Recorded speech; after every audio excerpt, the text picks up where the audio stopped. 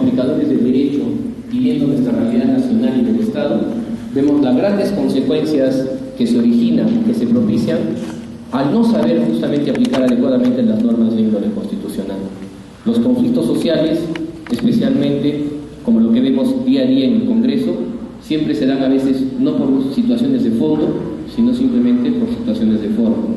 Sabemos de que toda decisión y toda aplicación, específicamente en el ámbito del derecho, aunque sea administrativa, tiene siempre repercusión en el ámbito político.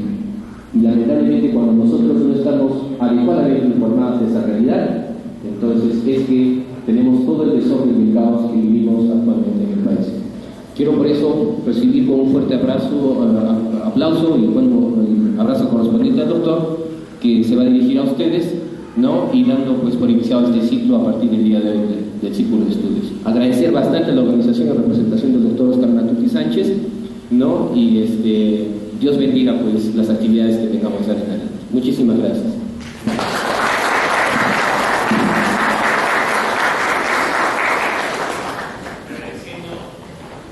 Agradeciendo las palabras del doctor Juan Carlos Gambini, miembro de nuestra Asociación Círculo de Estudios Identidad y Democracia, que además nos ha recibido como dueño de casa porque es asesor en esta municipalidad, vamos a comenzar este ciclo de conferencias haciendo un muy apretado resumen del currículum del doctor Alberto Borea Odría. Vamos a mencionar que el doctor Alberto Borea Odría se licenció en la Pontificia Universidad Católica del Perú y realizó estudios de posgrado en la Universidad de Wisconsin y la Universidad Complutense de Madrid. Ha sido profesor de Derecho Constitucional en las universidades San Martín de Porres, Pontificia Universidad Católica del Perú, y la Universidad de Lima, en el Perú, y la Universidad de San José, en Costa Rica. Es además conferencista internacional. Por favor, recibamos con un fuerte aplauso al doctor Alberto Borea Odría.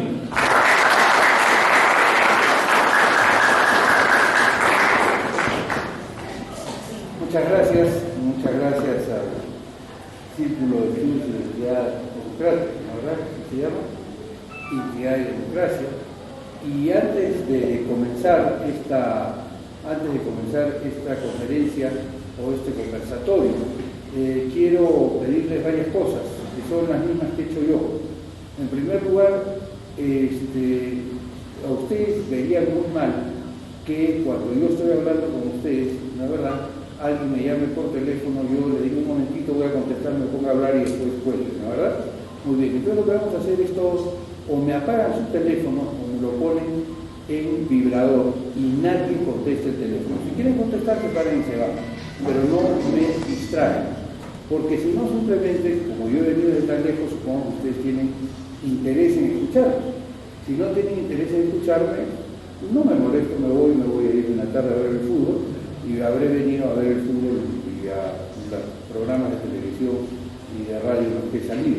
Así que ponemos bien las reglas claras para evitar problemas. Segundo, como dicen en Piura, en Sullana, cuando un burro habla, los demás paramos las orejas. Entonces les ruego que no me cuchicheen ni me estén comentando cuando estoy hablando, porque yo soy muy disperso, no soy un genio y en consecuencia no tengo esa capacidad de concentración. Dichas estas cosas, vamos a pasar a conversar. Antes que nada quiero pedirles a los organizadores que me envíen un agua sin gas, porque aquí en la altura yo siento que se me seca la boca. Y en segundo lugar, quiero preguntarles si atrás se escucha bien. Un diente de rojo, ¿se escucha bien? ¿Sí? ¿Usted, amigo, allá al fondo, escucha bien? ¿Sí? ¿Ah? ¿Qué dice? Hay necesidad del micrófono. Ah, bueno, vamos a ver si...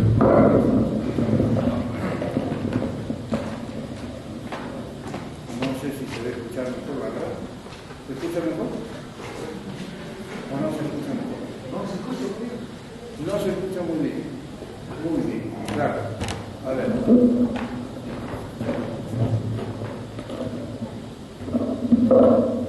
A ver, ¿ahora? ¿Ahora se escucha mejor? Muy bien. Entonces, ahora se escucha mejor. Vamos bien.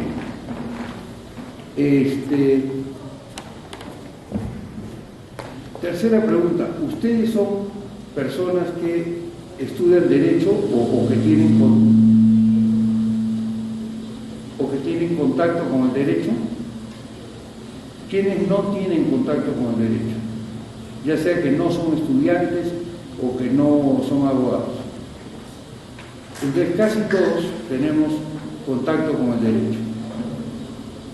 En esa medida, yo quiero decirles que he preparado una conferencia, en este caso, para gente de Derecho, es decir, para gente que está familiarizada con los términos del Derecho. Y en ese sentido, así va a ser la conferencia. Si mis dos amigos que no tienen familiaridad con el Derecho no comprenden algo, al final podremos hablar sobre el tema para no interrumpir, digamos, la buena comunicación con la mayoría de la audiencia. ¿Qué pasa con el micro que reverbera? A ver, bueno, vamos a ver. Yo voy a hablar sobre un tema que me parece fundamental en el Perú. Y ese tema que me parece fundamental en el Perú es la necesidad de resolver de una vez el problema constitucional generado por el golpe de Estado de Fujimori en 1992 y el consecuente disfraz legal que se dio en 1993, donde pretendió que daba una constitución para enmascarar su golpe de Estado, para engañar al país respecto a que en el Perú se seguían reglas y que había una democracia, cuando en realidad ni había reglas ni se seguía lo que esas normas señalaban, ¿no es verdad? Porque a mí me parece verdaderamente impropio que un Estado democrático siga las normas que un dictador le ha impuesto. Es decir, una democracia es un sistema por el cual el titular del poder, que es el pueblo, se pone de acuerdo respecto a cuáles son las normas de la convivencia. Una constitución fue precisamente creada para frenar a los que estaban en el poder desde una perspectiva democrática. ¿Está claro? Ese fue el origen de la Constitución. La Constitución no se hizo para engañar al pueblo, sino se hizo para que el pueblo pudiera exigirle a los gobernantes respeto. ¿Cuándo nace el concepto Constitución? El concepto Constitución nace luego de la Revolución Liberal del siglo XVII y del siglo XVIII en Inglaterra y con la Revolución Americana en el siglo XVIII, en 1787, los americanos adoptan la Constitución que había sido, discutida en la Asamblea de Filadelfia en 1776. Y entonces, luego de eso, ellos aprueban su Constitución. El derecho en un Estado democrático y constitucional no es cualquier cosa. El derecho es una ciencia. Todos los que estamos acá, cuando nos preguntan qué estudias, nosotros decimos que estudiamos la ciencia del derecho. Es decir, nosotros creemos que el derecho es una ciencia. Eso quiere decir que tiene una presunción de veracidad, de verdad. Nosotros no estudiamos un conocimiento para engañar a la población. Los magos, desarrollan sus actividades de tal manera que ilusionan a la gente con algo que no es, y entonces nos hacen aparecer una situación que en realidad no tiene que ver con lo que está pasando, sino simplemente nos crea una ilusión. El derecho, al igual que la física, aunque son ciencias distintas, unas son ciencias exactas y otras son ciencias humanas, o al igual que la psicología, o al igual que, todas las ciencias humanas, pretenden buscar la verdad y tienen caminos para buscar la verdad. La ciencia no se puede basar sobre la mentira, porque si basamos la ciencia sobre la mentira, entonces estamos traicionando el origen de la materia que estamos estudiando. Entonces, el derecho apunta a ser el sistema que regula la conducta de los seres humanos, y el derecho democrático es el sistema que regula la conducta de los seres humanos, que se dicta a su propio pueblo y que limita el ejercicio del poder político por parte de aquellos a quienes se les ha encomendado gobernar una sociedad, ¿no es verdad? Ahora, si nosotros llamamos derecho a lo que no es sino un embuste o a lo que no es sino la expresión de un poder disfrazado de derecho, entonces estamos nosotros faltando a lo que de verdad es, la ciencia del derecho. En 1992 hubo un golpe de Estado en el Perú, la mayor parte de ustedes son jóvenes, en donde un sujeto llamado Alberto Fujimori, que había sido elegido presidente de la República en elecciones limpias en 1990, da un golpe de Estado, cancela la democracia y desinstitucionaliza el país.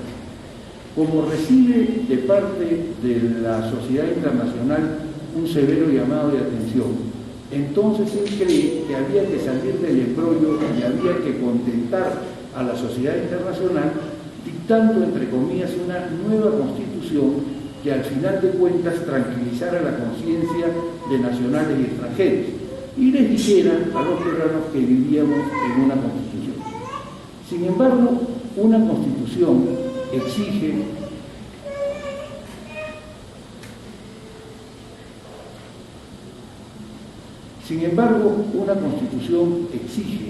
que efectivamente, como cualquier norma jurídica, haya una voluntad de cumplirla. Cuando no existe voluntad de cumplir la norma, no existe constitución, porque falta lo que Konrad Hesse, que es uno de los grandes teóricos alemanes, llama voluntad de constitución. Cuando ustedes dictan una norma, por ejemplo, una norma que diga que no es posible transitar pasándose las luces rojas, pero nadie cumple esa norma y los policías ven que, la gente se pasa y no le pone ninguna multa, esa norma realmente no es sino pura literatura. En la verdad no regula el comportamiento de los automovilistas, porque los automovilistas saben que aunque diga la ley que no pueden pasarse la luz roja, ellos se la van a pasar y no les va a suceder nada. Y como los encargados de hacer que la norma se cumpla tampoco van a hacer nada por cumplirla, ¿no es verdad? Entonces esa norma no existe en la realidad.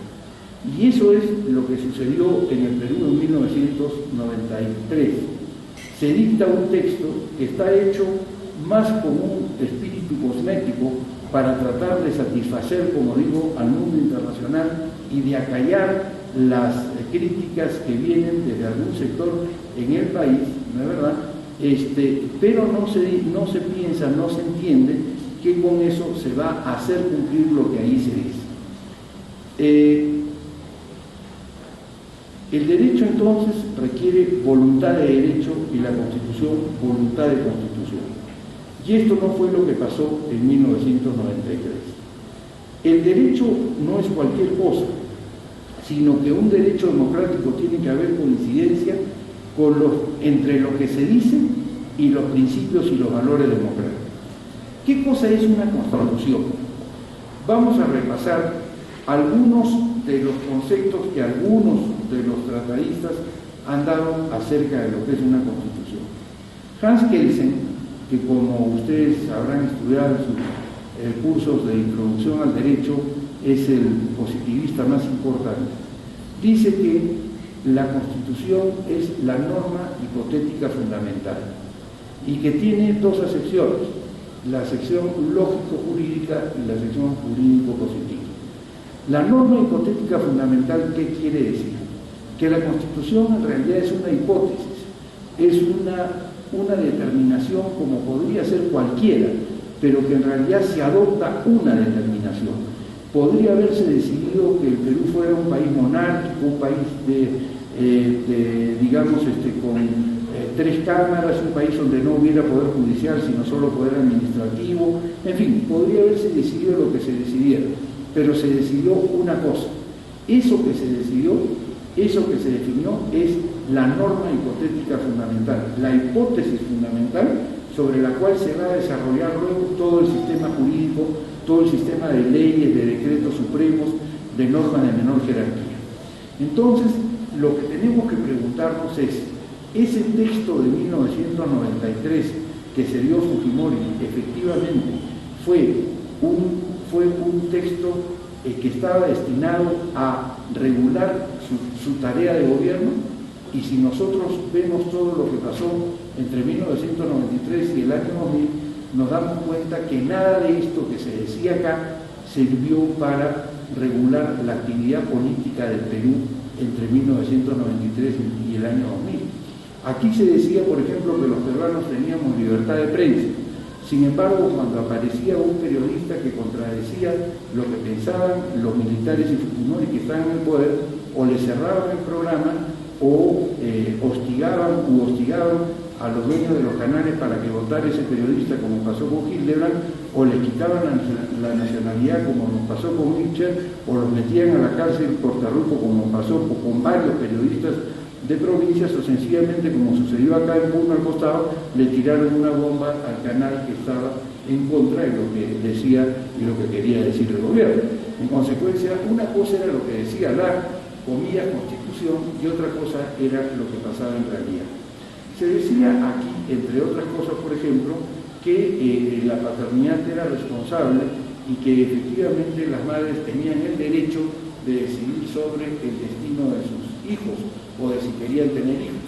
Y nunca vimos una campaña de esterilización más grande y más grosera que la campaña de esterilización no voluntaria que se dio durante la época de Fujimori, ustedes recordarán. Se decía aquí que había separación de poderes, y que naturalmente el Poder Judicial era el que resolvía los conflictos que se presentaban en el país. Pero cuando había un caso grande, donde quién iba, y me refiero a caso grande a nivel nacional, pero estoy seguro que lo mismo pasaba en caso grande a nivel departamental o caso grande a nivel provincial, ¿dónde iban los actores a resolver su conflicto? ¿A hablar con el juez? No, los actores se iban al CIN a hablar con Montesinos, que no formaban parte de la estructura del poder, que no formaban parte del Poder Judicial. Ustedes no sé si han visto los videos, cuando sujetos como los que conformaban Luquet y otros casos grandes que hubo en el país, se iban a donde Montesinos llamaba a los vocales y les decía: esta va a ser la sentencia porque esto es lo que le conviene al interés nacional. Y los vocales firmaban lo que Montesinos le había dado. En consecuencia, ¿quién era el que decidía realmente lo que pasaba en el Perú? ¿La Corte Suprema o el CIN? El CIN. Sin embargo, el CIN ni siquiera está mencionado en el texto constitucional del año 93. Se decía que el Ministerio Público era independiente y nunca fue más dependiente que en la época de la señora Colán, que incluso fue condenada y estuvo 8 años presa por haber cometido todo tipo de delitos y por haber convertido al Ministerio Público en una suerte de arma de persecución por parte de la dictadura. Se decía que los legisladores eran los que dictaban las leyes, y todos nosotros que hemos visto los videos somos testigos de cómo había lo que ellos llamaban una escuelita donde convocaban a los parlamentarios que conformaban parte del grupo de Cambio 90, Nueva Mayoría, y ahí simplemente les decían qué cosa era lo que tenían que hacer. Ellos iban con un papel así al Congreso y se ponían a leer lo que les habían escrito el CIN sin siquiera poder enhebrar una palabra diferente. En consecuencia, se decía, por ejemplo, que la Fuerza Armada no era deliberante, y todos sabemos perfectamente que en esa época mandaba Fujimori junto con la cúpula de la Fuerza Armada. O sea que se dan ustedes cuenta que todo lo que decía en el texto de 1993 no tenía una realidad práctica. En realidad, esa no era la voluntad que había para que eso fuera considerado la Constitución. En ese sentido, por ejemplo, autores tan importantes como Carl Friedrich nos dice lo siguiente, ¿no, verdad? Nos dice lo siguiente.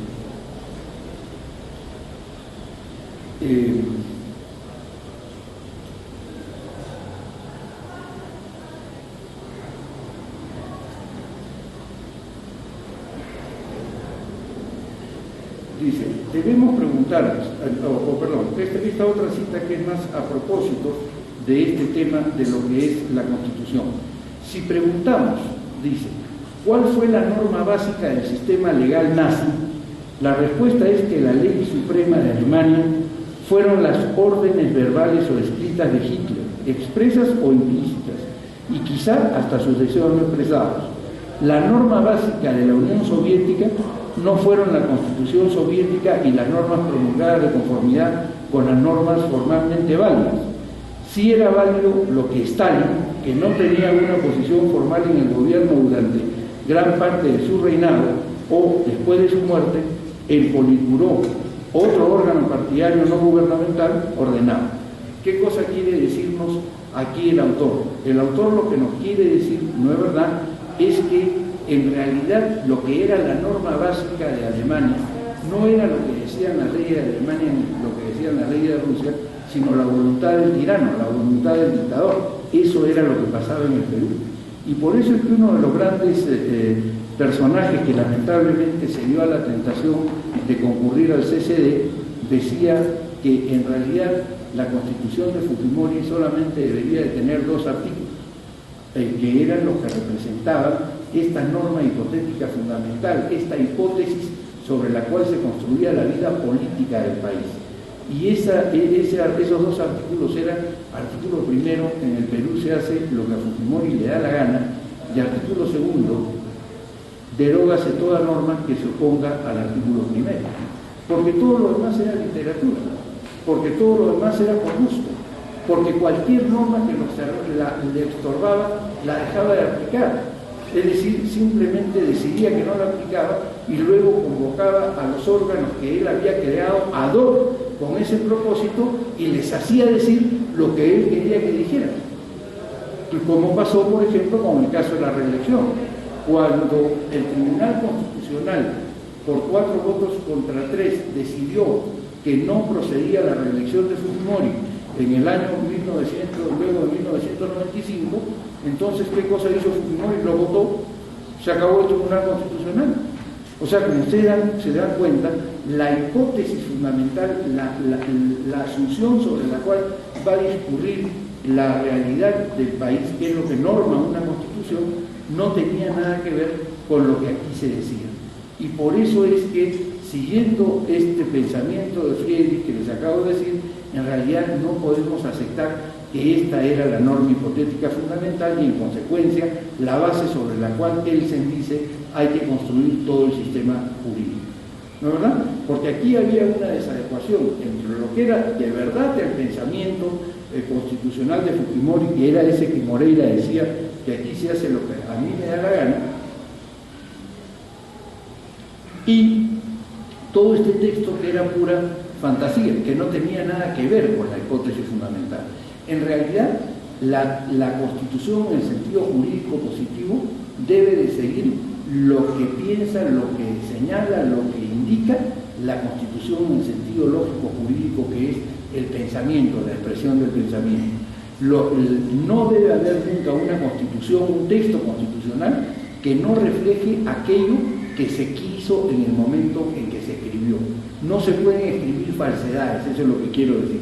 Y este texto lo único que hizo fue escribir falsedades entre 1993 y el año 2000. André Ollier, por ejemplo, señala, que es un autor francés muy importante, que la Constitución es la norma que encuadra jurídicamente los fenómenos políticos. O sea, la norma que nos dice a nosotros cómo es que se van a suceder los fenómenos políticos. En los estados constitucionales de derecho, la gente actúa de acuerdo a lo que dice la norma. No es que la norma se acomoda a lo que quieren los actores políticos, sino que la gente actúa de acuerdo a lo que dice la norma. ¿Está claro? Aquí hay una diferencia fundamental. Karl Lowenstein, que es otro de los grandes profesores de Derecho Constitucional alemán, señala en su libro La teoría de la Constitución, que por cierto yo les recomiendo que lean, que dice que la Constitución normativa, que es como tienen que ser las constituciones, es aquella donde todos los actores de ese país hacen lo que dice la Constitución, mientras que la Constitución semántica es aquella en donde la Constitución dice lo que los actores políticos quieren que diga. ¿Cómo sucede? Si ustedes en Estados Unidos o en Bélgica o en Francia quieren ser presidentes de la República, tienen que seguir los pasos que dice la Constitución.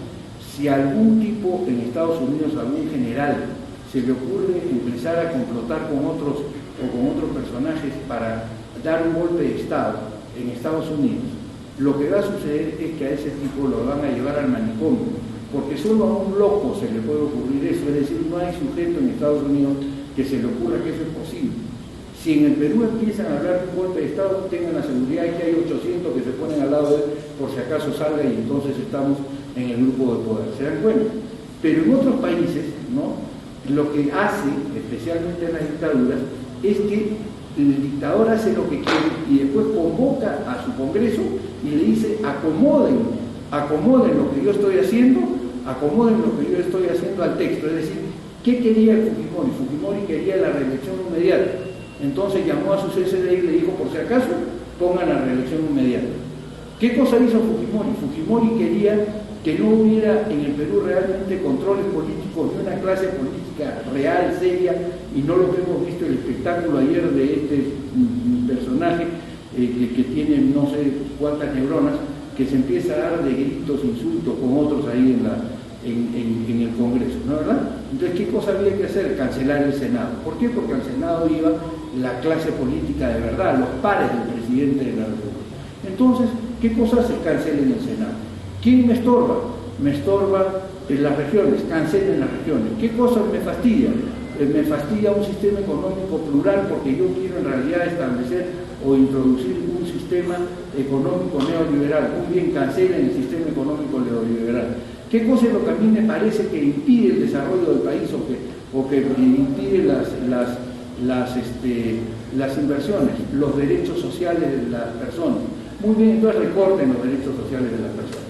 Es decir, él en realidad toma la decisión y luego convoca supuestamente a su Congreso y hace que pongan aquello que él quiso hacer.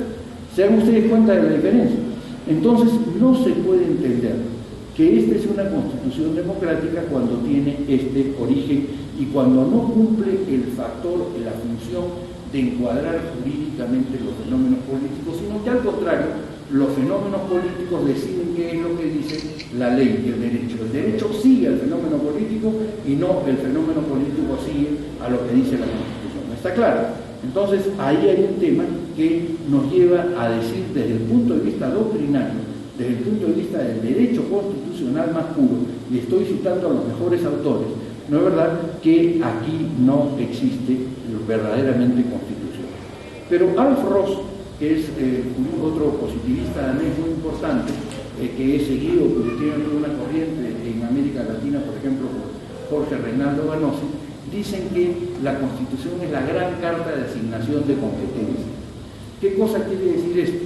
Que a través de la Constitución se establece a los distintos órganos de poder cuáles son sus competencias, qué cosa es lo que ellos pueden hacer, porque a diferencia de lo que pasa con el principio de libertad, que es el que rige la actuación de los seres humanos, en el caso de los órganos del Estado rige el principio de competencia. Ustedes han visto en el artículo 2 de la Constitución del Perú, que he recogido, copiado textualmente por el artículo 2 del documento de Fujimori de 1993, ustedes han visto que se señala que nadie está obligado a hacer lo que la ley no manda, ni impedido de hacer lo que ella no prohíbe, ¿verdad? Eso se llama el principio de libertad. Ese principio de libertad es importante para los ciudadanos. Nosotros podemos hacer todo aquello que no nos está impedido hacer por una ley. Si la ley nos dice no se pueden pasar la luz roja, bueno, no nos podemos pasar la luz roja. Pero si no dice nada y simplemente vemos ahí semáforos que no dicen nada, nosotros podemos actuar de la manera que queremos.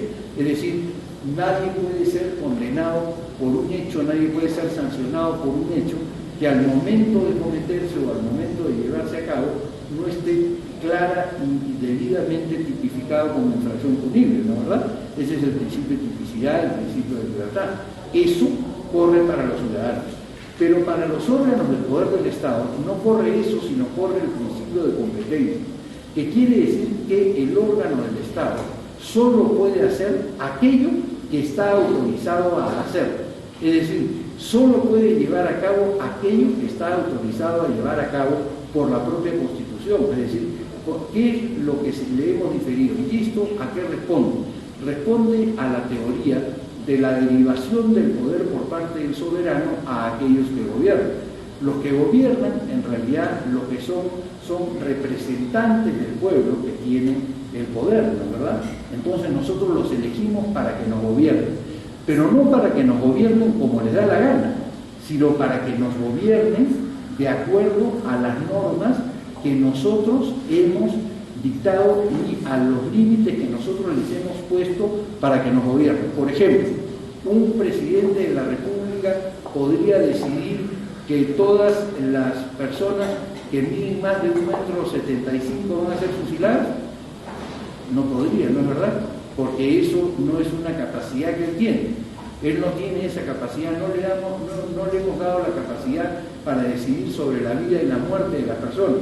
Un presidente de la República puede ordenar que se encarcele a un barrista de la UN que ha disparado una bomba y que ha causado la muerte de un hincha del Cienciano.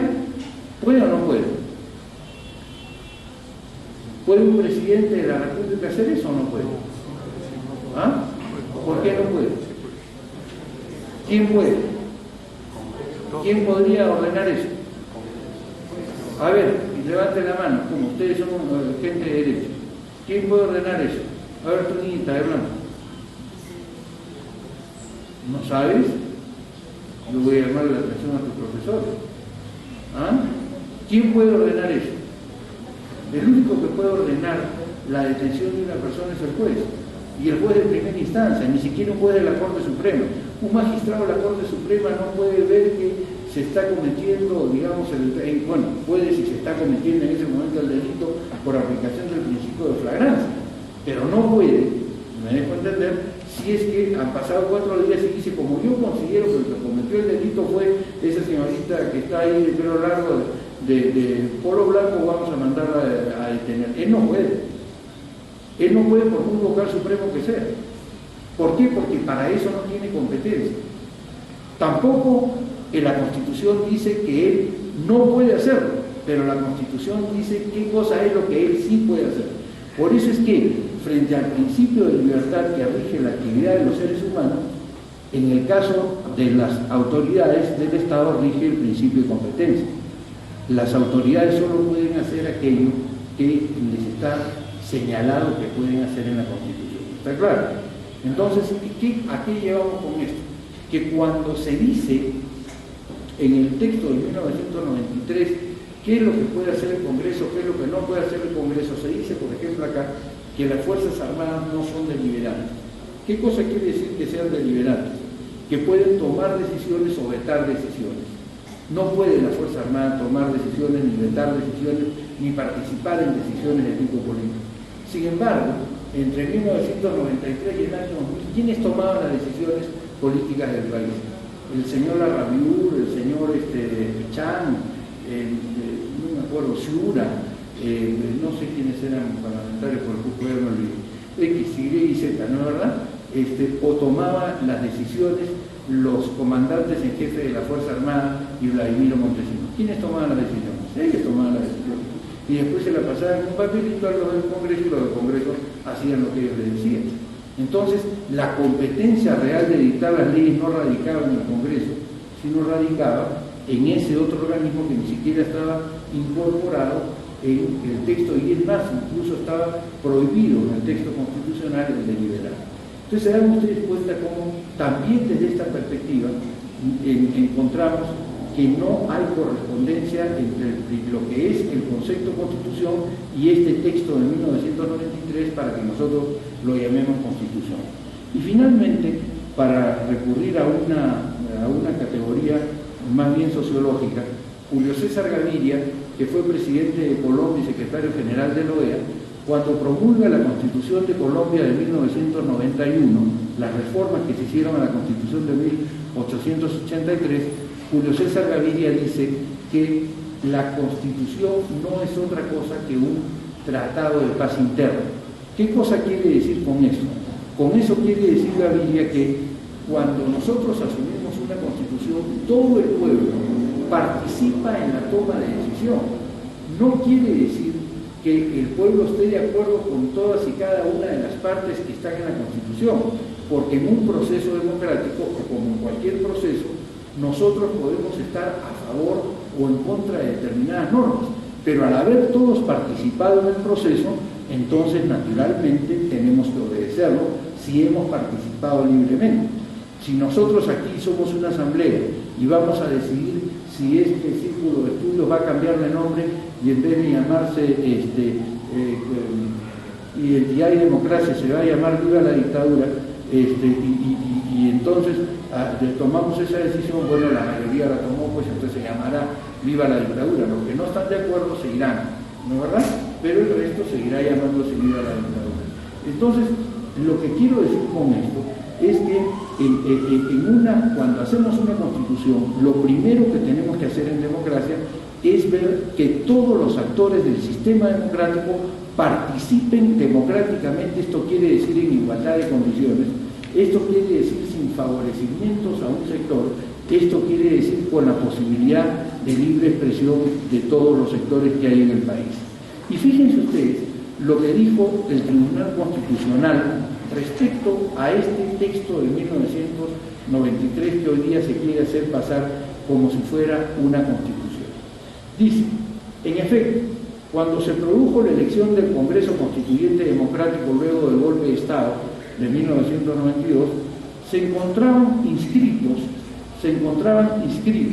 en el registro electoral del Perú, se encontraban inscritos 11.245.463 ciudadanos, de los cuales concurrieron a votar 8.191.846. O sea, de arranque, el 30% de los peruanos ni siquiera se dio el trabajo de ir a votar. O sea, porque consideró, como yo, que eso era una farsa y que no había por qué participar en ese proceso. A pesar de que en el Perú existe el sufragio obligatorio, el Jurado Nacional de Elecciones declaró válidos solo 6.237.682 votos y estableció 1.620.887 votos nulos y 333.277 votos en blanco. O sea, de los 8 millones que nos quedaron, ya solamente 6 millones se habían pronunciado por un candidato o por otro. Eso quiere decir casi el 50%. Y por el partido que hizo supuestamente esta constitución, solo votaron el 27.34% del sufragio del universo electoral. Eso dice el Tribunal Constitucional. ¿No es verdad? Con esa votación, dice, obtenida con coacción y con visos de fraude, la agrupación referida consiguió la aprobación del proyecto de Constitución de 1993. O sea, con una minoría, 27%, es casi una cuarta parte, ¿no es verdad? Además, obtenida con coacción y con visos de fraude, la agrupación referida consiguió la aprobación del proyecto de Constitución. Pero luego hay algunos que dicen, no, pero el pueblo lo aprobó en referéndum. Fíjense lo que dice el Tribunal Constitucional.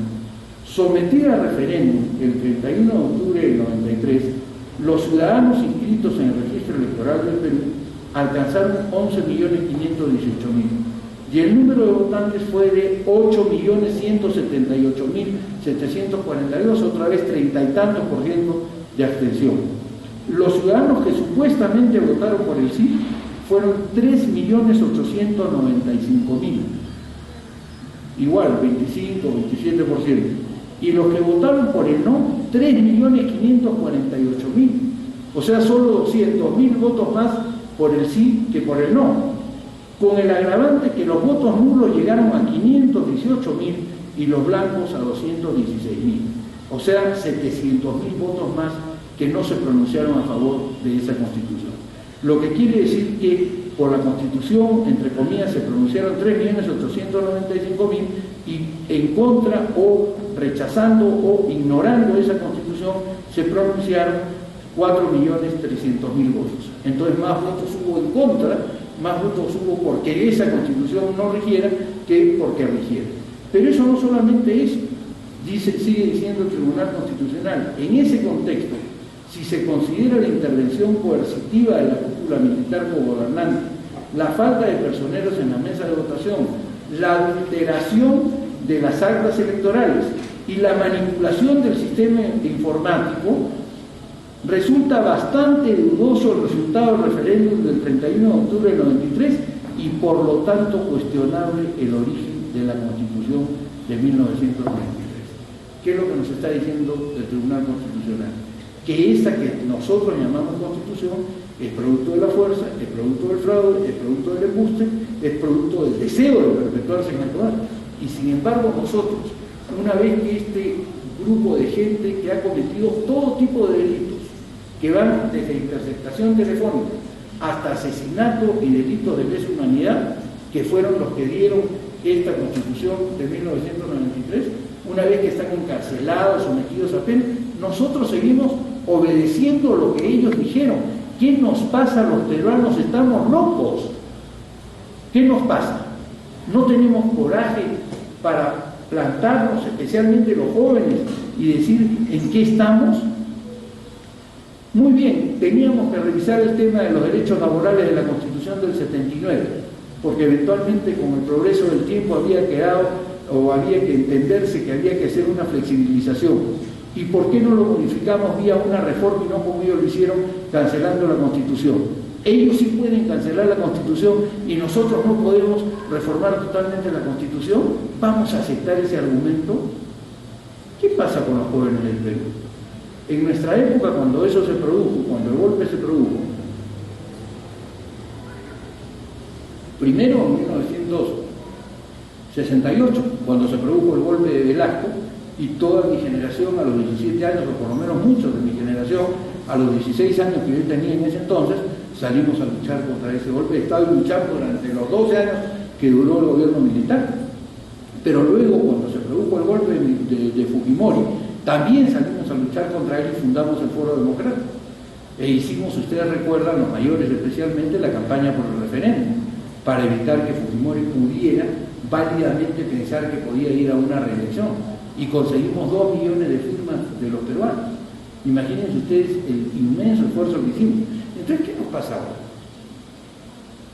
¿Qué nos pasa ahora que no nos atrevemos a desafiar ya directamente el tema de seguir obedeciendo la voluntad de un sujeto que no tiene ni siquiera catadura moral para poder dictar una constitución?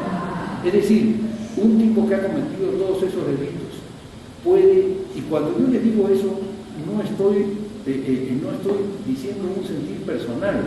A veces se puede sentir, porque yo soy adversario de Fujimori, por supuesto, desde que dio el golpe de Estado, a veces se puede sentir de que uno está diciendo cosas, digamos, más llevado por la pasión que por otra cosa, pero no. Lo que yo les estoy diciendo lo ha dicho la Corte Suprema en N sentencias. O sea, eso es una verdad para todos. Ninguno de nosotros puede conocerlo. Y lo que dice el Tribunal Constitucional respecto a la falta de legitimidad, no lo estoy diciendo yo, lo dice el Tribunal Constitucional, que no tiene ninguna pasión. En consecuencia, esta es una tarea pendiente para los peruanos. Porque fíjense ustedes, los dictadores, la dictadura es una figura que se genera en Roma. Y se genera en Roma precisamente para entregarle a una persona que de manera ejecutiva pueda resolver un grave problema que atraviesa la comunidad y que para ello es preciso cancelar las discusiones, proceder con prontitud y eventualmente hasta acallar las leyes o contravenir las leyes. Eso es lo que dice, eso es lo que dice la doctrina sobre la dictadura. Y el dictador más famoso fue un general romano que se llamaba Cincinato, que frente al ataque de los etruscos es convocado por sus conciudadanos para que salvara Roma. Entonces él tenía el derecho a desconocer todas las leyes de Roma hasta ese momento, hasta el momento en que pasara el peligro. Pero una vez pasada el peligro, Cincinato, el dictador, tenía que concurrir ante quienes lo habían elegido y devolverle el poder que había recibido. En este caso, en esta dictadura, nadie eligió como dictador a Fujimori. Él simplemente decidió que él se iba a dar su golpe de Estado y se dio su golpe de Estado, ¿no es verdad? Muy bien, dio un golpe de Estado donde sacó a todo el mundo y se quedó él solo. Segundo, las dictaduras en Roma tenían un plazo, el plazo era de 6 meses. Entonces el dictador durante esos 6 meses podía hacer lo que quería, pero a los 6 meses tenía que regresar a la asamblea y dar cuenta de su actuación. Y entonces su actuación podía decirles, siga usted otros 6 meses o punto final, se acabó, ya no puede usted seguir adelante. Fujimori fue completamente distinto. Una vez que dio su golpe de Estado, no solamente no concurrió después a devolver al poder, sino que hizo todo lo posible para quedarse eternamente en el poder, ¿sí o no? Entonces, no tiene nada que ver con una figura jurídica de una dictadura buena para un país, eventualmente, ¿no es así?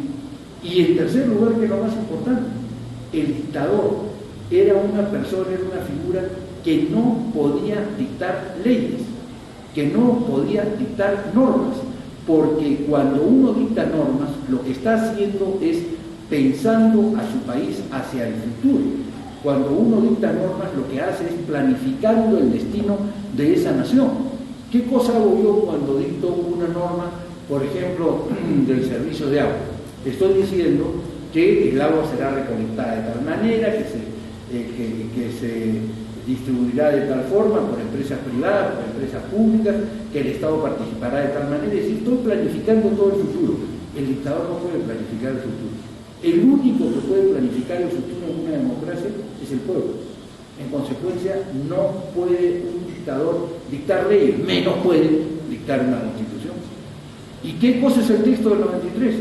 Una constitución, entre comillas, dictada por una dictadura, sin limitación de poder, hecha a su medida, ordenada a sus secuaces para que hagan para que pongan ahí lo que él quería que pongan. Y nosotros seguimos aceptando que eso es una constitución. Es decir, estamos yendo en contra de lo que son las normas del derecho. Pero, y en esto quiero leerles una frase de Mommsen, que es un autor muy importante de derecho romano, ¿no es verdad?, donde dice en su clásico compendio del derecho público romano: como ya se ha dicho, los límites de la duración de este cargo estaban fijados de una manera más estricta que los de la magistratura suprema regular. El dictador, una vez desempeñada la misión que se le hubiera encomendado, había de resignar a su cargo, el cual se extinguía por ministerio de la ley, tanto cuando cesaban sus funciones el cónsul que le hubiera nombrado, como también una vez que hubiesen transcurrido 6 meses desde que se hiciera el nombramiento. Tenía, decía Mommsen, la dictadura una particularidad que se explica, no obstante, por el mismo carácter extraordinario que revestía el cargo. Esa particularidad consistía en corresponder por derecho político al dictador la plenitud del poder y, sin embargo, limitarse de hecho a ejercer facultades determinadas. Se le nombraba para que desempeñara un negocio determinado, vale decir, no podía ejercer facultades no determinadas, no podía legislar. Y eso es lo que hizo Fujimori.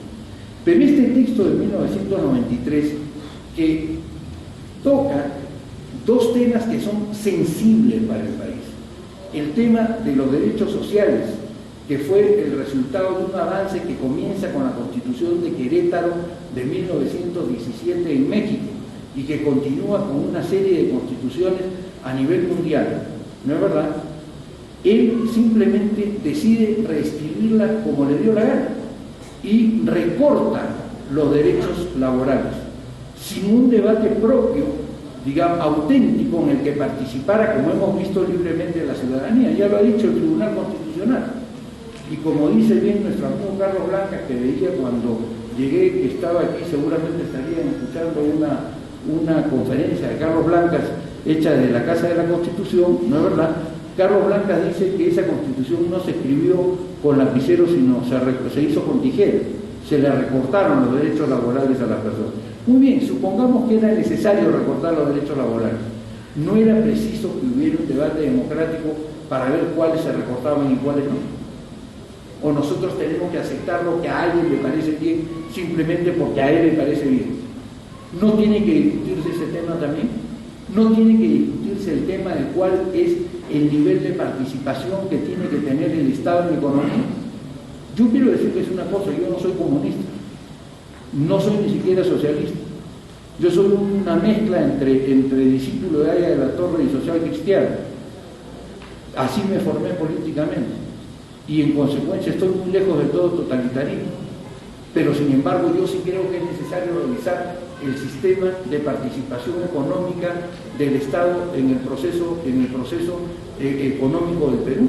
Nosotros no podemos dejar al Estado desarmado frente a circunstancias en donde en otros países, por ejemplo en los Estados Unidos, a ver si en 1986 los kuwaitíes, estamos hablando todavía del 86, pretendieron que iban a manejar el puerto de Nueva York y se presentaron para que se les otorgara la licitación y seguramente presentarían una gran oferta económica.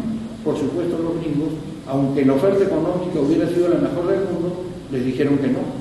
Sin embargo, en el Perú, de acuerdo al texto de Fujimori, no hay sectores estratégicos que el Perú pueda reservar o para el Estado o para los privados peruanos, sino que cualquiera puede venir, y ahí tenemos que el agua, que la luz, que los puertos y los aeropuertos y las líneas aéreas y cuanto hay, están en manos de personas no solamente extranjeras, bueno fuera, sino de extranjeras de países que lamentablemente han tenido y tienen conflictos con el Perú.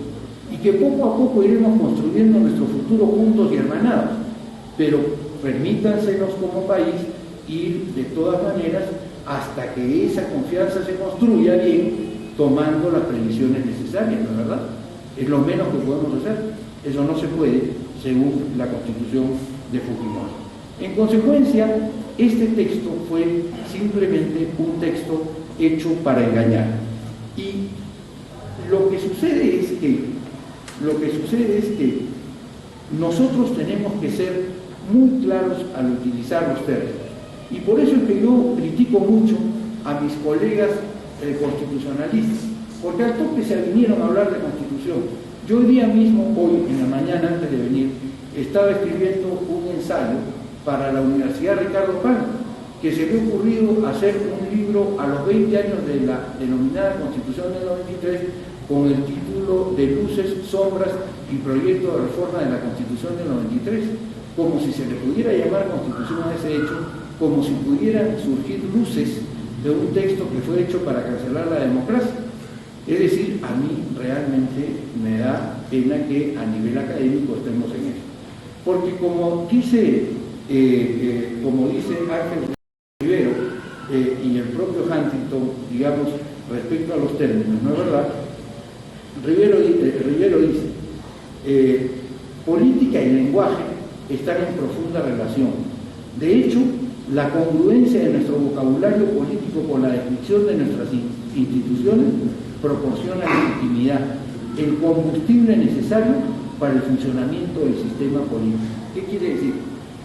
La democracia, la constitución, es un concepto bueno per se, como el amor. Cuando nosotros hablamos del amor, nos sentimos bien.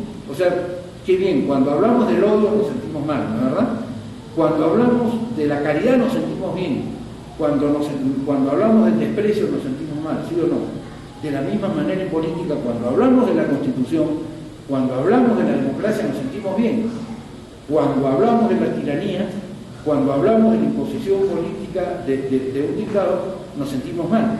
Entonces, ¿qué cosa es lo que hacen los dictadores y qué cosa es los regímenes dictatoriales modernos?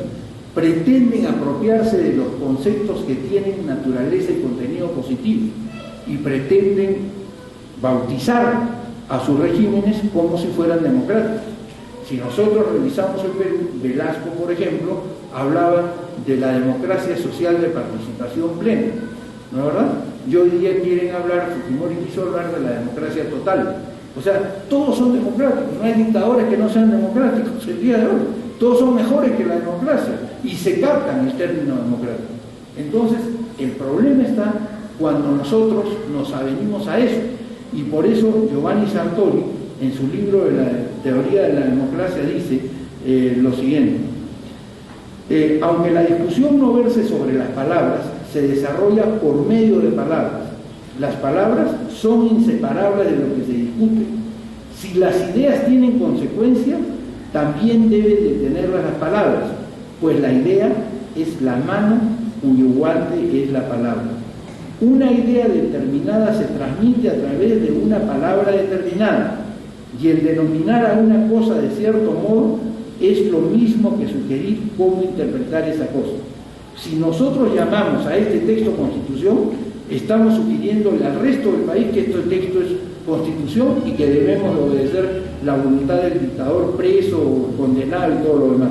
Si la llamamos Constitución entre comillas y la ponemos en minúscula siempre, van a ver cómo vamos a empezar una gran revolución que dentro de muy poco va a terminar dando al traste con este texto de Fujimori. Yo lo hago incluso en todos mis escritos como abogado y por supuesto en todos mis tratados y en todos los libros que yo escribo y en todos los ensayos que pergenio, ¿no es verdad? Las palabras no son solo anteojeras, dice Sartori, que nos conduzcan a ver esto y no lo otro, a mirar aquí y no allá. Las palabras conforman también el pensamiento. Y esto es muy importante, sigue Sartori, y especialmente importante para nosotros, para los juristas, para la gente que está en el mundo del derecho, porque nosotros estudiamos sobre esto y tenemos la obligación de instruir al pueblo que no estudia sobre esto, acerca de las consecuencias que esto tiene. Cuando uno estudia una profesión, asume una responsabilidad con el país. Nosotros, los universitarios, no somos más del 3% del país. No somos más del 3% del país. Los que terminan su carrera no son más del 1% del país. Y en consecuencia tenemos una responsabilidad para con el 99% restante. Y cuando nosotros hablamos, los demás escuchan y dicen, ah, no, si el doctor lo dice, si el doctor piensa, si fulanito de tal menciona esto, quiere decir que es verdad. Entonces empiezan a asumir como verdad lo que es mentira.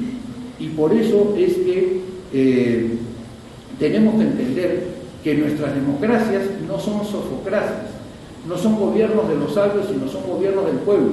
Y el pueblo necesariamente no tiene por qué conocer todos los conceptos. Nos corresponde a nosotros los juristas decir verdaderamente qué cosa es lo que es, discutir sobre lo que es y desenmascarar a aquellos que quieren utilizar una idea que al final de cuentas es engañosa y mala para el país. La guerra de las palabras, dice Sartori, otra vez, afecta a sus propiedades emocionales. Su regla básica es conquistar las palabras buenas y descargar las malas, lo que le decía hace un momento, en el campo enemigo. Nos guste o no nos guste, y a mí no me gusta, la guerra de las palabras es una realidad. Y si nos negamos a afrontarla, lo que en realidad hacemos es permitir que la gane el guerrero de las palabras, el manipulador de las palabras. Y cuando se habla de Constitución en el texto de 1993, en realidad lo que estamos haciendo es manipular los términos. Estamos manipulando el término Constitución. Estamos haciéndole creer al Perú que esto es algo que nos es exigible. Y yo pregunto, si entrara ahora aquí a la Municipalidad de Huancha una banda de ladrones con su metralleta y nos dijera a todos nosotros, pongan en ese ECA que está atrás un número de cuenta corriente, y todos ustedes a partir del día de hoy se van a salir de aquí, se van a ir a un banco y van a depositar 20 soles en esta cuenta corriente. Y como no lo depositen, yo voy a ir y voy a matar a su mamá, a su papá, a sus hermanos, a sus enamorados, a los que fueran. Ustedes lo que van a hacer posiblemente es ir y poner sus 20 soles, porque van a tener miedo que si no ponen los 20 soles, efectivamente, estos ladrones les hagan todo este daño, ¿no? ¿Verdad? Y van a seguir poniendo 20 soles mientras estos tipos estén ahí dando vueltas. Es lo normal. Ustedes van a obedecer por la fuerza, no van a obedecer por la convicción. Y entonces recurrimos a Jean-Jacques Rousseau, que nos dice, la fuerza, dice, es una potencia física, y no veo qué moralidad pueda resultar de sus efectos. Ceder a la fuerza es un acto de necesidad, que es el acto de necesidad que nosotros tendríamos en ir a ponerle 20 soles a estos ladrones todos los días, porque si no, nos matan a nuestros seres queridos. Es un acto de necesidad, no es un acto de voluntad. Cuando más, dice Rousseau, puede ser un acto de prudencia. ¿En qué sentido podrá ser un deber? ¿En qué sentido un acto de fuerza puede ser un deber para nosotros? En ninguno. Si es preciso obedecer por fuerza, no es necesario obedecer por deber. Y si la fuerza desaparece, la obligación no existe. Resulta por consiguiente que la palabra derecho no añade nada a la fuerza, ni significa aquí nada en absoluto. Y eso es lo que pasa con la Constitución. A estos fascinerosos que vinieron a pedir 20 soles todos los días, ya los detuvimos, ya los mandamos a la cárcel, ya están 25 años presos, ya no tienen cómo hacernos daño.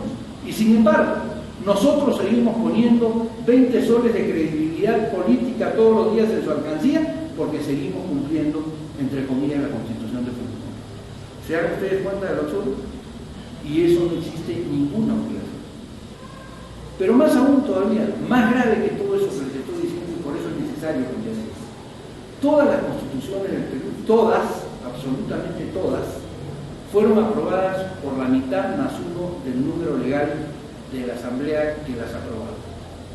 Y establecía, y leo la Constitución de 1979, que para modificar la Constitución se requería precisamente la mitad más uno del número legal de miembros del Congreso. ¿Y por qué esto? Porque naturalmente las cosas en derecho se deshacen de la manera como se hacen, ¿no, verdad? Y si yo apruebo con la mitad más uno, digamos, cambio con la mitad más uno. Pero la dictadura no solamente hace un acto que es imposible de hacer para la dictadura, sino que adicionalmente nos pone a los demócratas un candado y dice, esa constitución que yo he dado no la pueden cambiar salvo que reúnan 2/3 de votos. O sea, no es la mitad más uno, no es la mayoría, sino que tienen que tener una mayoría súper calificada para poder cambiar lo que yo, dictador, he hecho. ¿En dónde cabe eso desde el punto de vista democrático? ¿Qué lógica tiene eso? ¿Por qué los peruanos no salimos a protestar decididamente sobre ese asunto? ¿Por qué los profesores de Derecho Constitucional todavía siguen siendo adocenados por este criterio? Todos reconocen el origen ilegítimo de la Constitución. Esto es como si, por ejemplo, hubiese una carrera de 100 metros, ¿no es verdad? Y le dijéramos a uno de los corredores, tú vas a tener una ventaja de 35 metros. ¿A ustedes les parecería eso justo? Supongamos que la Constitución está bien dada. Para cambiarla, ese que dio la Constitución tiene 35 metros de ventaja sobre los de atrás. ¿Sería una carrera justa? ¿No tendríamos que cambiar los presupuestos de esa carrera para establecer que todos parten de la misma línea? Y que gana el que llega primero independientemente de si tiene o no tiene ventaja, porque no tiene que tener ventaja. Bueno, entonces lo que nosotros hemos planteado, un grupo no es un grupo, es un conjunto muy grande de más de 115.000 ciudadanos, es que el Congreso de la República proceda a modificar primero el artículo 206 de ese texto que Fujimori se dio, y que establezca que las reformas a la Constitución se hacen con la mitad más uno del número de miembros. Es decir, pongámonos todos iguales. ¿Por qué vamos, después de la dictadura todavía, a obedecer a Fujimori con 2/3, dándole 1/3 de ventaja? Es decir, realmente es una locura, ¿no es verdad? Entonces discutamos la Constitución de verdad, discutamos la Constitución en serio. Esta Constitución, yo los invito además a que ustedes que son alumnos de Derecho hagan una comparación entre esta Constitución que fue hecha por la democracia y este texto que fue hecho por la dictadura. Este texto de la dictadura copia, y cuando le digo copia, es copia, casi el 80% de lo que dice la Constitución del 79. ¿Qué es lo que cambia? Lo que le incomodaba a Fujimori. El Senado le incomodaba a Fujimori. La no reelección le incomodaba a Fujimori. Los derechos sociales le incomodaban a Fujimori.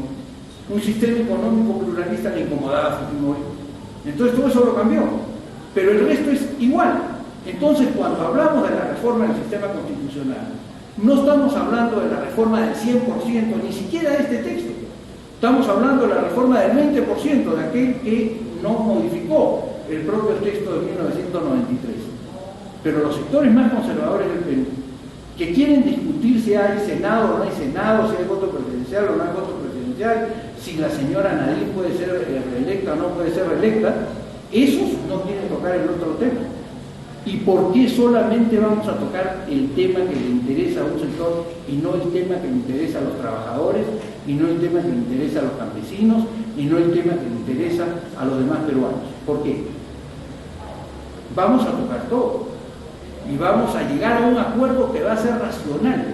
Lo que sucede es que esta gente se muere de miedo, pero ya entre los años 2001 y 2006 hubo una comisión que conformaron, que presidieron Jorge del Castillo y Henry Piz, que llegó a un texto que fue consensuado entre empresarios, trabajadores, partidos, todo el mundo, y todos estuvieron de acuerdo en cuáles eran los derechos sociales que había que mantenerse, los de la OIT, cuáles eran los derechos laborales que tenían que mantenerse, cuál era el pluralismo económico que debíamos de seguir.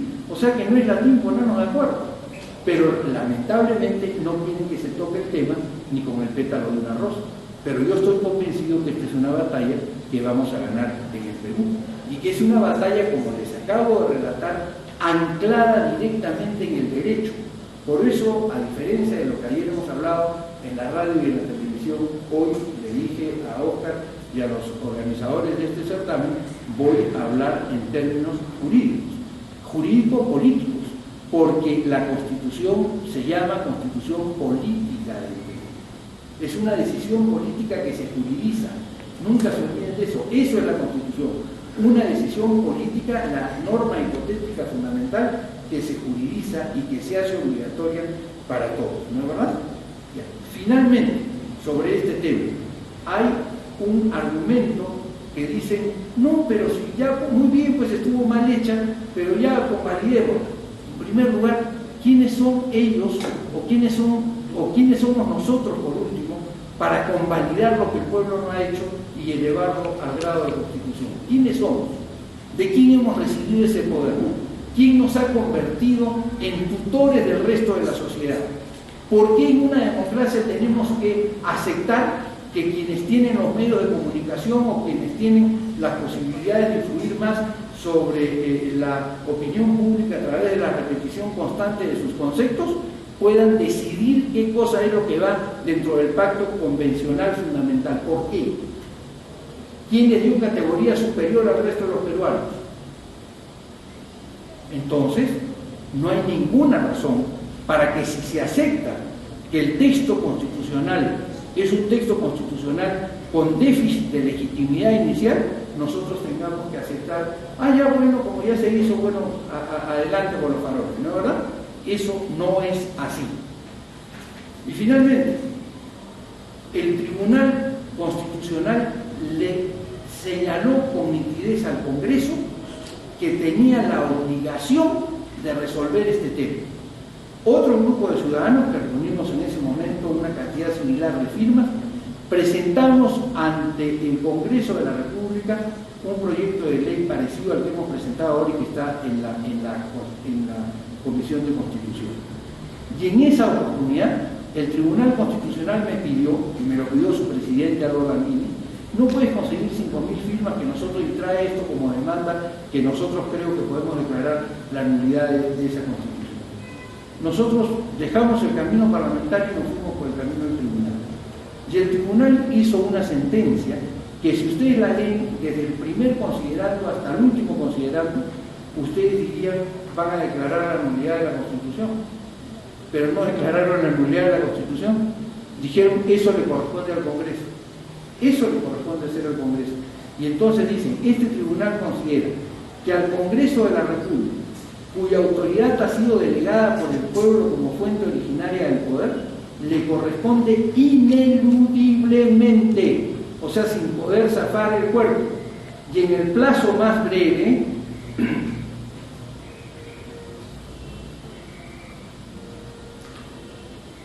la responsabilidad de determinar, de consolidar de manera definitiva el proceso de reinstitucionalización democrática. Muy bien, este es un mandato que el Congreso recibió en el año 2004 o comienzo del 2005, ya no recuerdo exactamente la fecha. Pero en todo caso hace 8 o 9 años y todavía no lo ha hecho.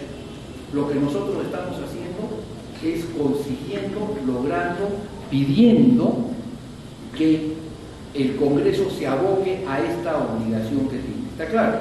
Y por eso es que estamos en esta cuestión que tiene raíces jurídicas y políticas profundas para el Perú. Y yo les pido a ustedes como jóvenes que se organicen, que entiendan que la participación en la vida pública es esencial para que el Perú progrese, que un país del primer mundo, como aspiramos a ser, necesita una constitución del primer mundo, no necesita una constitución hecha por sátrapas que es propia del cuarto mundo, y además por una consideración ética. Vamos hacia adelante con fundamentos éticos sólidos. Nadie dice que hay que regresar hacia atrás, hacia 1979 e instalarnos ahí. Lo que decimos es que a partir de una base ética, que sí fue la Constitución del 79, miremos hacia el futuro, veamos hacia adelante, cambiemos para mejor, incorporemos lo más propio que hay en la sociedad. Eso sí tenemos que hacer, pero no podemos hacerle el homenaje a estos cacos que se robaron todo lo que pudieron en el Perú, de todavía seguir con su voluntad. Fíjense ustedes, para que vean el tema ético que está en la base. Muchos de los que impulsaron o estuvieron en el Congreso o participaron en el Congreso o fueron ministros cuando esto se dio o fueron los generales que le daban la fuerza a Fujimori para sostenerse en el poder, muchos de estos, cuando ustedes quieran ir a verlos a Lima, tienen que bajarse en la avenida Bancaria. Y ahí caminan 2 cuadritas y llegan a San Jorge. Y ahí van a ver a varios de estos que hicieron el texto del 93. Como ahí no están todos, se toman su micro y se van a Lurigancho. Ahí hay 2 penales, ¿no es verdad? Castro y San Juan de Lurigancho. Muy bien. Ahí van a ver a otro grupito. Y como ahí no están todos, se van ustedes por la carretera central hacia el Fundo Barbadillo y se encuentran con el mentor del texto, con él, y luego otro micro y se van a la base naval del Callao y se encuentran con el que hizo, al final de cuentas, el texto de 1993 como dice. ¿Qué diferencia de cuando ustedes quieren ver quiénes hicieron la Constitución del 79? Los que todavía viven de esta Constitución, ustedes lo pueden encontrar en calles y plazas mirándole a los ojos a todos los peruanos y con orgullo por haber participado en el proceso político del país. Ustedes pueden recordar, yo leo acá, Ernesto Araiz Arguni, un hombre que ya falleció pero que está lleno de honor, Arnaldo Alvarado de Gregorio, otro hombre que fue un gran corredor de autos, etcétera, etcétera, Andrés Aramburu, Pedro Arana, que todavía vive, Luis Bedoya Reyes, Romualdo Viaggi, que ya falleció, Hugo Blanco, que puede tener las ideas que ustedes quieran, pero que es un hombre consecuente con su ideal, es un hombre que vive con pureza lo que él manifiesta, no es como otros que habla de pobreza y vive con riqueza, ¿no es verdad? El propio Roger Cáceres, que es un poco estrambótico a veces, pero que es un tipo que vive su ideal, o sea que es un tipo decente, y así sucesivamente, don Héctor Cornejo Chávez, y a los que no encuentran vivos, como a Vallarriestra y gracias a Dios todavía a Javier Canseco, a los que no encuentran vivos, los encuentran cuando ustedes van por la calle y ven Plaza Víctor Raúl Aya de la Torre, Plaza Luis Alberto Sánchez, Plaza Ramiro Pereira, Plaza Mario Pularo Ugarteche, Plaza, etcétera, ¿no es verdad? ¿Por qué? Porque los peruanos hemos honrado a estos que nos hicieron una constitución de verdad. Fíjense ustedes la diferencia con estos que están en los lugares, recluidos en los lugares donde están. Y sin embargo, nosotros seguimos obedeciendo esto. ¿Vamos a cambiar esto o no vamos a cambiar esto? Muy bien, entonces yo les pido que nos ayuden. Y que antes de las preguntas, Carlos, den un favorcito. Les voy a dejar un boletín de un esfuerzo que estamos haciendo que se llama la Casa de la Constitución, que está en Lima, pero que queremos que esté en todo el país, y que precisamente empuje a esos que ofrecieron que iban a hacer el cambio constitucional, que juraron por los principios y valores de la Constitución del 79, que los empuje a que cumplan con su promesa y que no, hazme un favor amigo, pídeme un poco para que la repartas yo lo puedo hacer, ¿ya? Entonces, yo lo que les pido a ustedes es que los que quieran colaborar con nosotros, Al final se me inscriben en una hojita aquí conmigo y yo voy a hacer que los cuadros de la Casa de la Constitución se pongan en contacto con ustedes y podamos iniciar un proceso de formación política en este país. ¿Por qué pasa esto? Esto pasa porque está sucediendo en Perú una tarea de enriquecimiento de la vida política. Hemos pasado de tener ciudadanos a tener individuos. Por estas razones, entonces, yo quiero agradecerles la posibilidad de haber hablado sobre este tema con ustedes. Quiero decirles que espero que la juventud se compre este pleito. Espero que el país pueda volver a tener, como en los años 90, la fuerza de un foro democrático llamado hoy día Casa de la Constitución, y que sea a partir de la juventud como retomemos la senda constitucional que por acomodo o por facilidad muchos han consentido en ya no perseguir con ahínco y con tenacidad. Ahí tienen ustedes la página de la Casa de la Constitución, www.casadelaconstitucion.com, el Twitter de nosotros, Casa de la Constitución, y ahí van a poder ver ustedes también todas las actividades que nosotros desarrollamos. Y los que quieran de verdad trabajar conmigo, pues aquí tienen, me ponen su correo electrónico, su nombre bien claro, y esta semana empezamos a tomar contacto. Si quieren hacer alguna pregunta, pues encantado de contestarla. Si hay algún tema que ustedes han escuchado en la calle y que creen que con esta exposición no ha sido respondida, pues encantado de poder hacerlo.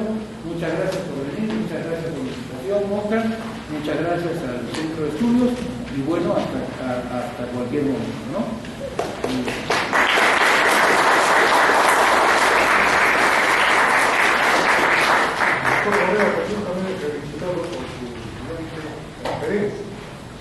Coincidimos en algunos puntos.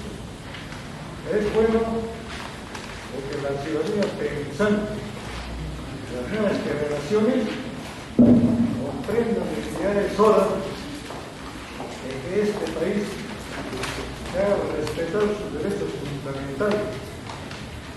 No es posible que una constitución híbrida como la de 1993 siga rigiendo los destinos de este país. Y por supuesto que esos destinos no van por un rumbo, ni tienen objetivos esclarecidos, no van por un rumbo oscuro. Yo me pregunto cómo estos gobiernos que han pasado, ya de Alan García, de Torero, y de este mismo señor Ollanta, sigan actuando su ejercicio gubernativo, su política, dentro de los parámetros de esta nueva constitución del señor Fujimori. ¿Por qué no rechazan? Y el Congreso no permite, y la misma sociedad organizada, el partido, no dice nada, que somos un pueblo conformista, somos un pueblo cobarde, que no tenemos la capacidad de defender nuestra dignidad personal, de luchar por el futuro de nuestros hijos. ¿Qué es lo que está pasando? Bueno, entonces, sí. Yo he leído las dos constituciones, la de 1979 y la actual. Es interesante, muy buena la de 1979. Comenzamos de superamos. Interesante. Apunta a una justicia social, libertad, la unificación del hombre, que la riqueza esté al servicio natural del pueblo, que el país sepa usar su riqueza y no solamente que esté en manos de las transnacionales o empresas que nos explotan, que están depredando, ¿no? Pero ha pasado 34 años. Y como quiera que la vida todo es dialéctico, tiene que cambiar. Hay nuevas exigencias, nuevos comportamientos políticos, ¿no? La ciencia avanza y nos hace cambiar el pensamiento. Tenemos que andar a tono con esos desafíos que nos separan en la época actual. Entonces, yo lo felicito por esa actitud que tiene de la Casa de la Constitución, donde podemos hacer llegar nuestras propuestas, nuestras opiniones, cómo debería ser la nueva Constitución. Y el punto de partida tiene que, por supuesto, en cada Constitución, de que se convoque una asamblea constituyente. que participen todas las organizaciones, las vidas del país, los colegios profesionales, los sindicatos, los estudiantes, los universitarios, y sea entonces una constitución fruto de las exigencias y de las esperanzas de un pueblo que está pidiendo a gritos y clamorosamente cambios efectivos. Ese sería todo, doctor. Gracias. Bueno, muchas gracias por su intervención. En primer lugar, insisto, y esto es algo que juega mucho quienes se oponen a esta tesis, este no es un regreso a la Constitución del 79. Este es un regreso a los fundamentos éticos del Perú a partir de un texto que tiene efectivamente una impronta, una huella ética que tiene que evolucionar. Por eso es que no hablamos del regreso a la Constitución del 79, sino de la reforma del sistema constitucional peruano, donde se incorporen todas aquellas cosas que el día de hoy entendemos como necesarias para una mejor convivencia del Perú, pero a partir de este texto, que es un texto que hoy día es un texto modelo. Mira, una constitución tiene 7 grandes decisiones, y las 7 grandes decisiones, por ejemplo, la relación en la primacía del hombre frente al Estado. ¿Vamos a cambiar la primacía del hombre frente al Estado? No. Vamos a mantener la primacía del hombre. Eso es una incorporación de la Constitución del 79. Eso no estaba en la Constitución del 33 ni en las anteriores. Vamos a mantener el Estado constitucional de derecho, que fue una de las conquistas de la Constitución del 79, o vamos a hacer como era antes en 1933, que la Constitución sea solamente referencial y si quieren la cumplen y si no quieren no la cumplen. Vamos a mantener el tema de la descentralización, que fue otra de las grandes incorporaciones de la Constitución del 79, o vamos a volver al unitarismo. Vamos a volver al control de poderes y a la interrelación de poderes establecida en la Constitución del 79. Vamos a ir hacia el pluralismo económico o al tema económico que estableció la Constitución del 79. Entonces, las 7 grandes líneas maestras sobre las que se construye una Constitución están vigentes y hoy día no las discute nadie. Lo que sí discutimos son, digamos, las medidas que se tomaron precisamente para cercenar lo que había ya de progreso en ese entonces respecto a algunas consideraciones, como por ejemplo la dignidad de los trabajadores, que está consagrada por la OIT. En la OIT están representados los países más capitalistas del mundo, o sea que no se asusten, no va a pasar nada extraordinario, no van a haber comités obreros que van a ir a tomar las industrias, eso no va a pasar, o sea, eso no va a suceder, además no sería bueno que suceda. Tenemos que dejar un espacio grande a la iniciativa privada, pero tenemos que exigirle a la iniciativa privada que actúe con solidaridad, que efectivamente sea responsable socialmente. Esa responsabilidad social de la que nos hablan hoy las empresas es algo que está ausente en el texto de Fujimori. Entonces, pues vamos a hacer eso. Nosotros no podemos hacerle a Fujimori el honor de seguir teniendo una constitución. Si nosotros, en vez de declarar la nulidad del texto de Fujimori del 93, hacemos una nueva asamblea constituyente ahorita, lo que va a suceder es que el Perú va a haber tenido, por decir, 14 constituciones. La número 11, la Constitución de 1933. La número 12, la Constitución de 1979. La número 13, la de Fujimori de 1993. Y la 14, la que salga de esa Asamblea Constituyente. En cambio, con la propuesta nuestra, vamos a seguir teniendo 12 constituciones. La 11, la de 1933, y la 12, la de 1979, que será reformada. Punto, se acabó. Y la grosería de pretender imponerle a un país una constitución desde la dictadura a finales del siglo XX, la dejamos de lado, porque el Perú no tiene por qué tener que soportar ese insulto que significa, incorporar en su historia un texto que ha sido hecho contra la voluntad de los peruanos y contra el sistema que nosotros quisimos. O sea que por eso es el tema. Ahora, si después de todo esto, si después de plantear esta ley, si después de darle a los parlamentarios la posibilidad que hagan lo que tienen que hacer, si después de todo eso no lo hacen, iremos a un referéndum. Iremos a un referéndum y conseguiremos firmas para que el pueblo peruano vaya a reformar directamente el sistema constitucional que el Congreso no quiere reformar, que no queda. Pero agotemos los caminos para que todo sea lo más pacífico y lo más estable posible, que eso es lo responsable. Esa es la visión de nosotros. Si al final no quieren, iremos al referéndum. pero eso ya será un tema que trataremos cuando este asunto se agote, y espero que no se agote, espero que los parlamentarios, espero que los 5 parlamentarios del Cusco, por los cuales ustedes votaron, porque los 5 parlamentarios del Cusco juraron a través de su presidente y de sus vicepresidentes por los principios y valores de la Constitución 79. Exijan ustedes a través de los medios de comunicación, exijan ustedes a través de las llamadas a la radio, exijan ustedes a través de los periódicos, exijan ustedes cuando se encuentren con ellos, que voten por este proyecto de reforma y que no traicionen al pueblo como lo traicionó García en el año 2006 cuando dijo que efectivamente íbamos a retornar a la Constitución de 1979 y íbamos a hacer cambios. Que no se hagan los locos como hasta ahora se está haciendo el loco desgraciadamente Ollanta, no obstante que ya va a tener 2 años de su gobierno. Entonces, si los gobernantes se hacen los locos, el pueblo les llama la atención. Y esta es la manera como el pueblo les está llamando la atención. Está claro, organicémonos para eso. Organicémonos como cuando organicemos el Foro Democrático y hagamos posible que un tema que está profundamente enraizado en lo científico y en lo jurídico y en lo que es lo ético de la constitucionalidad se plasme en realidad. Ese es el tema. Sí. Yo quisiera saber cómo es si, por ejemplo, los presidentes que ahora se han firmado en la época de Toledo, cuando se firmó el Acuerdo Nacional, que simplemente iban, que se llamó solamente a un cierto sector, y ahora que cada presidente que esté ingresando tiene que ir de acuerdo, es como un mapa para que dirijan cómo ve el país, o sea, no pueden coger tampoco las deudas que se les debe a los bonavistas, que se les debe a educación, a distintos sectores, de acuerdo por esa firma que hicieron los presidentes, y de acuerdo con lo que yo escuché es que Ollanta también firmó ese acuerdo nacional y tiene que seguir lo que se dice.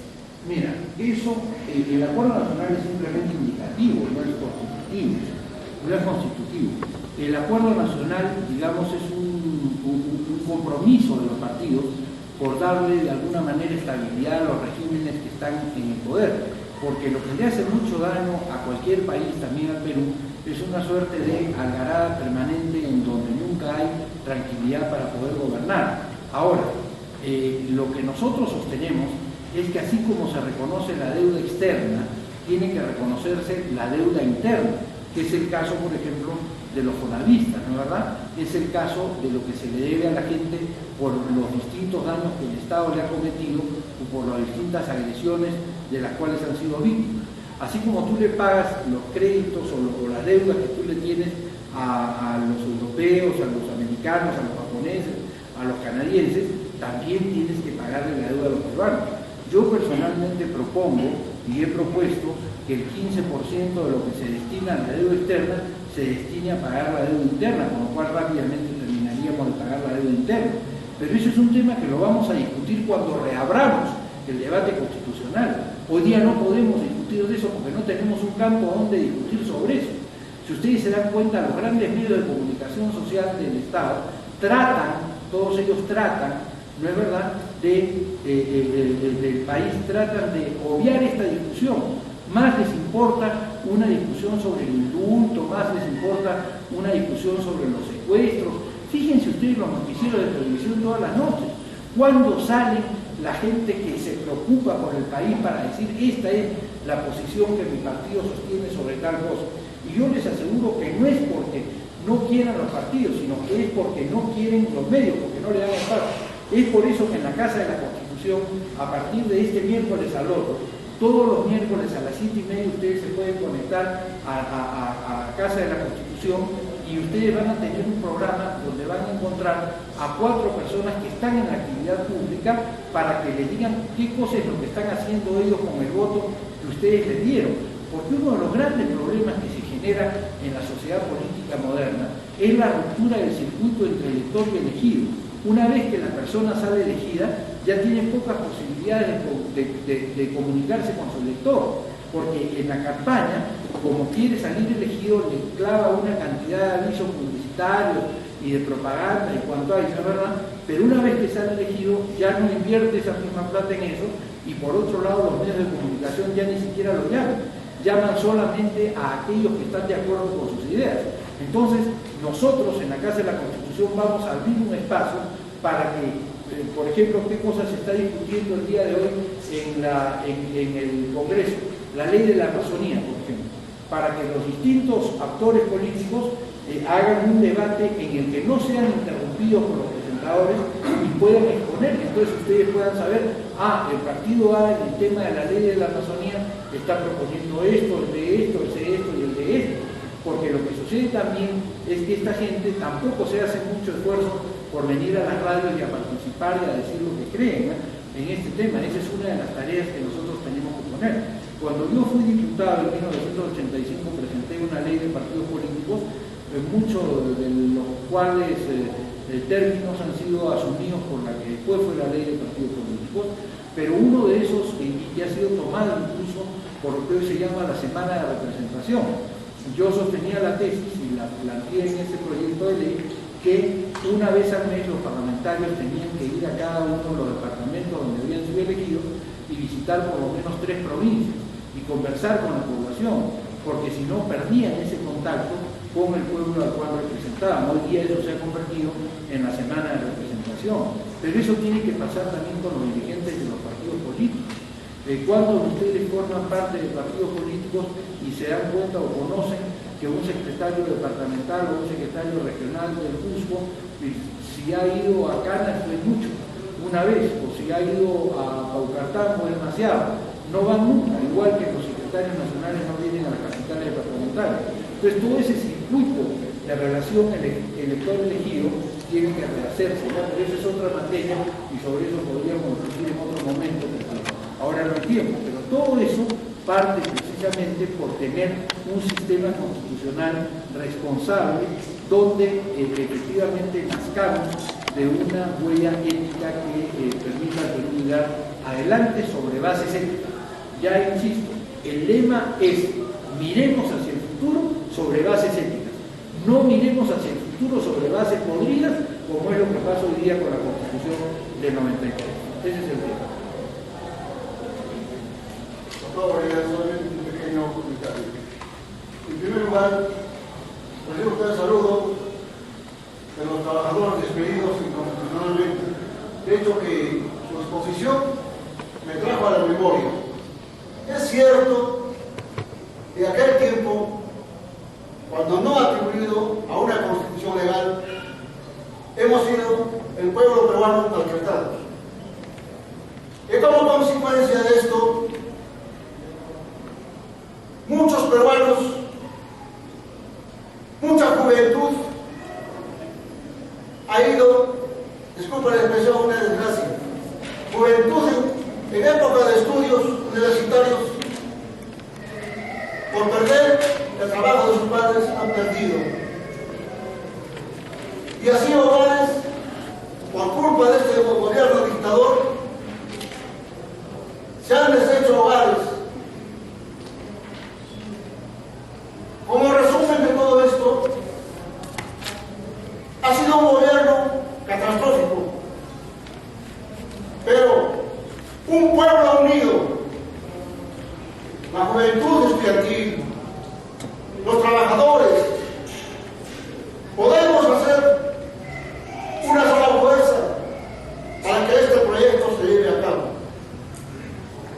Porque es cierto, la juventud estudiantil que a veces están presentes, pienso que para ellos es una novedad, pero para nosotros, que hemos luchado en las calles, que hemos tenido ese choque con la dictadura, muy rápidamente nos trae a la memoria no olvidar. Diciendo esto, doctor Borea, que este proyecto siga adelante, soy uno de los comprometidos para poder poner mi granito de arena y hacer grande. Muchas gracias.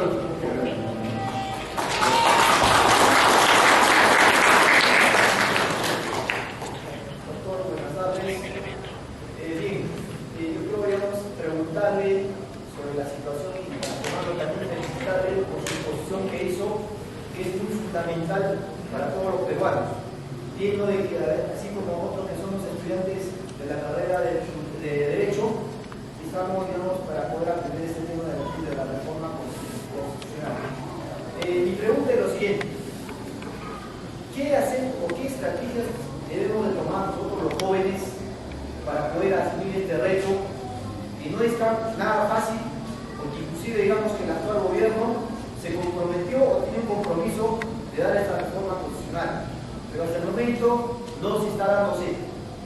Y a veces, digamos, en mi manera de pensar, creo que una sola persona no lo va a poder hacer. Y nosotros creo que digamos, como verdaderos peruanos, estamos en el deber y en la obligación de poder hacer esta reforma constitucional. Entonces, pediría a usted, así como a estos jóvenes que tal vez un poco desconocemos del tema, darnos las pautas, orientaciones o las estrategias para poder encaminar este proyecto.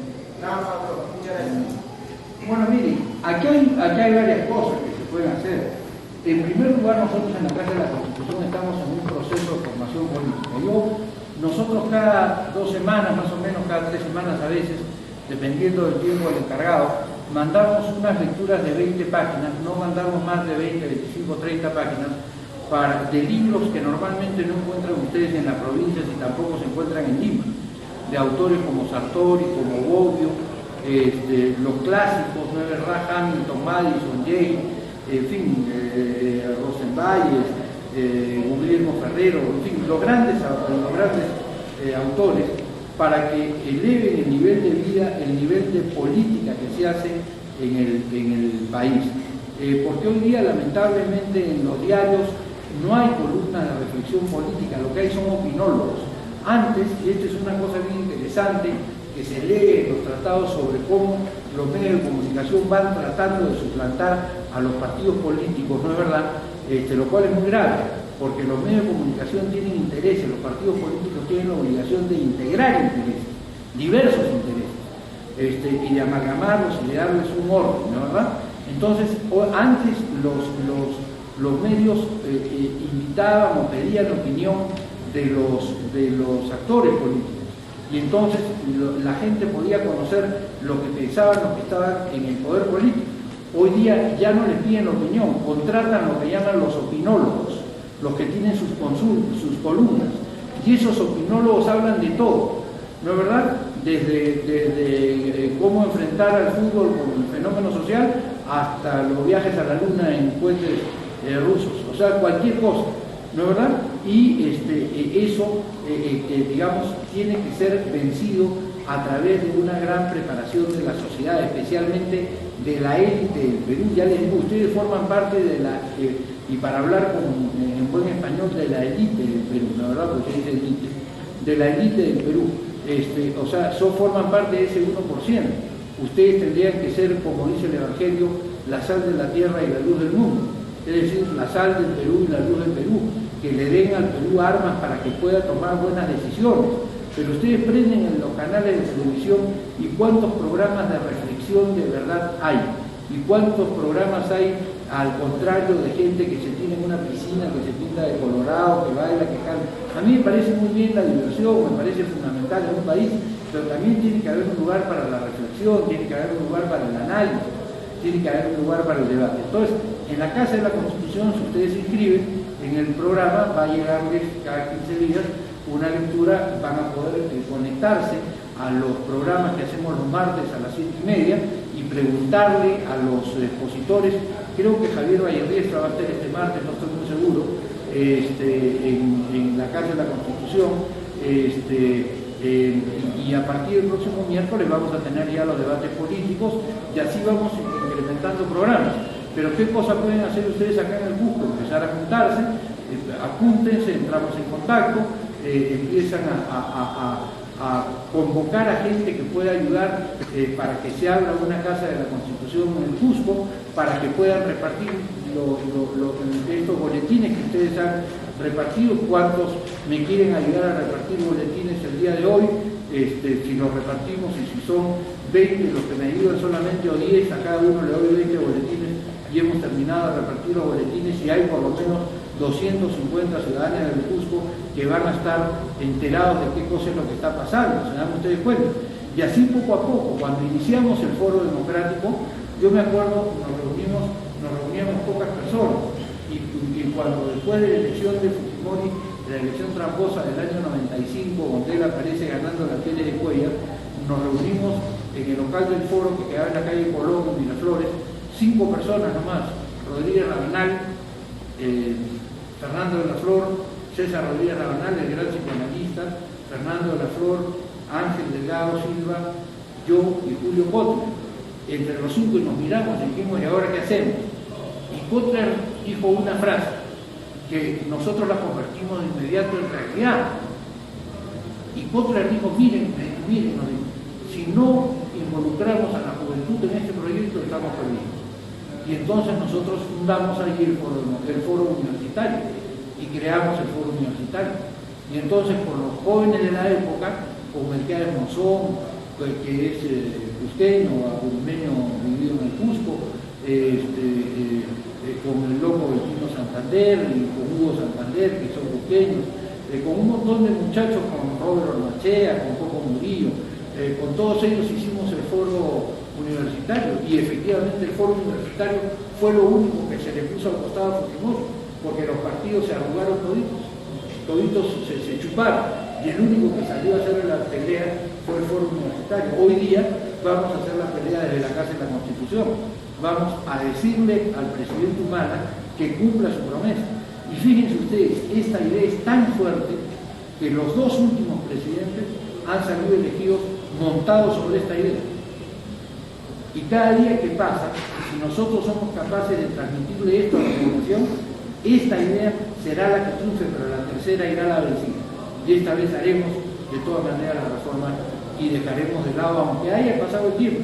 No importa cuánto tiempo haya pasado, las grandes causas toman tiempo. Roma no se conquista en un día, ¿no es verdad? Y entonces nosotros tenemos que hacer que esta causa se convierta en popular.